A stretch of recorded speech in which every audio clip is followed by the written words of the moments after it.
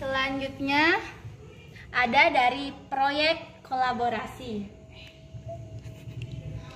Dalam satu proyek belajar kelompok, setiap anggota memiliki peran yang berbeda-beda. Misalnya, sekarang kita ingin membuat drama seperti drama musikal dan lain sebagainya.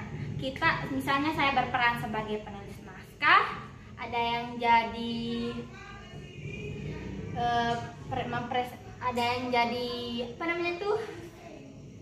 tokoh-tokohnya, ada yang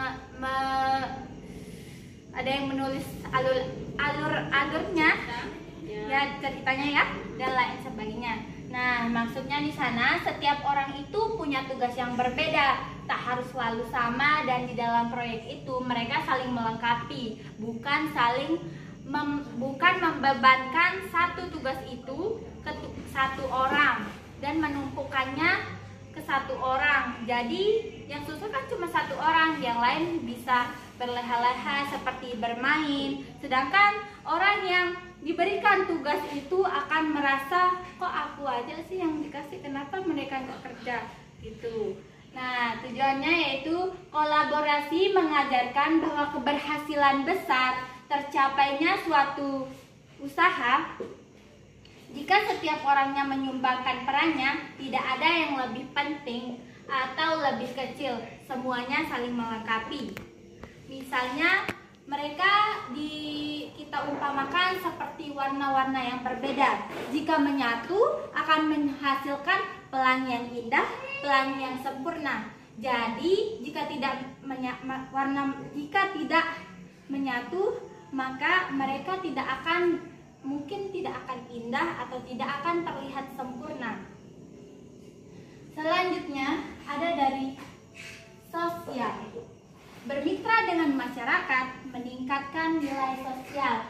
Apa contoh bermitra dengan masyarakat? Misalnya bergotong royong atau masyarakat tersebut menjadi narasumber.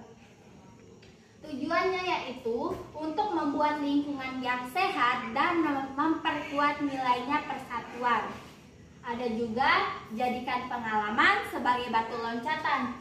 Gagal dalam mengelola acara desa, namun dari sana pengalaman baik atau pahit adalah guru yang membuat seorang lebih siap nantinya.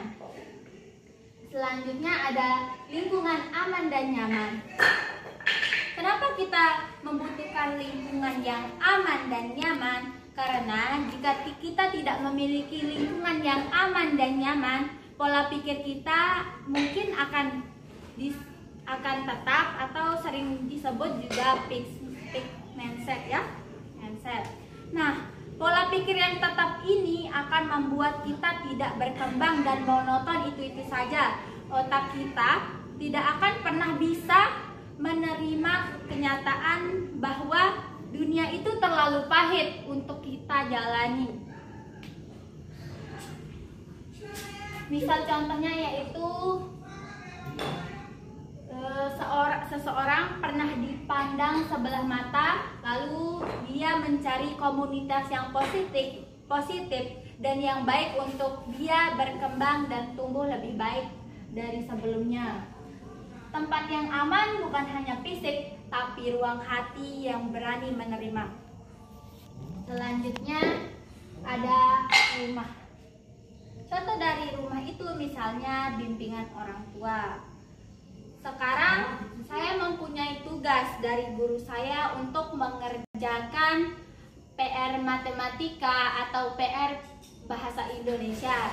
Nah, di sana saya tidak mengerti. Lalu orang tua saya datang dan mengajari saya secara perlahan, sedikit demi sedikit, sampai saya mengerti apa sih yang harus saya lakukan untuk mengerjakan PR saya itu. Orang tua saya membimbing saya dengan sangat sabar, dengan penuh keyakinan bahwa saya itu bisa. Nah, selanjutnya ada dukungan saat sulit. Contohnya yaitu saya akan mengikuti lomba pidato di tingkat nasional. Nah, di sana saya tidak memenangkan lomba pidato tersebut. Saya pulang-pulangnya, saya merasa sedih, saya cemberut, tapi orang tua saya mengatakan seperti ini. Kegagalan itu bukan akhir dari perjalanan. Dari sana kamu bisa menjadi lebih baik dari sebelumnya. Kamu hebat kok, udah berani tampil meskipun hasilnya tidak memuaskan. Ayah dan ibu tidak menyalahkan karena kamu sudah berani mencobanya. Nah, selanjutnya ada dari PKBM. Nah, di PKBM ini contohnya yaitu menerima tantangan. Apa sih tantangan di PKBM itu? Banyak sekali ya teman-teman. Misalnya seperti sekarang adalah tantangan juga bagi saya untuk mempresentasikan growth mindset sesuai dengan apa yang saya mengerti. Teman-teman bisa melihat awalnya saya ragu untuk menjelaskannya dan saya merasa takut. Tapi karena dorongan guru dan teman-teman, saya berani mempresentasikannya sampai selesai.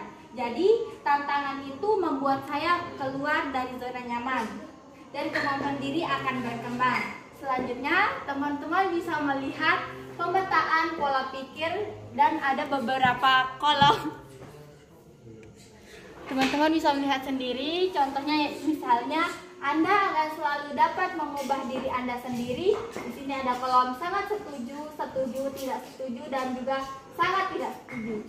Selanjutnya ada sedikit orang yang benar-benar mahir dalam olahraga. Anda harus membawa bakat ini sejak lahir. Matematika lebih mudah dipelajari oleh pria atau seseorang yang berada dalam lingkungan yang menyukainya. Nah, di sini teman-teman bisa mengisinya sesuai dengan apa yang teman-teman yakini ya.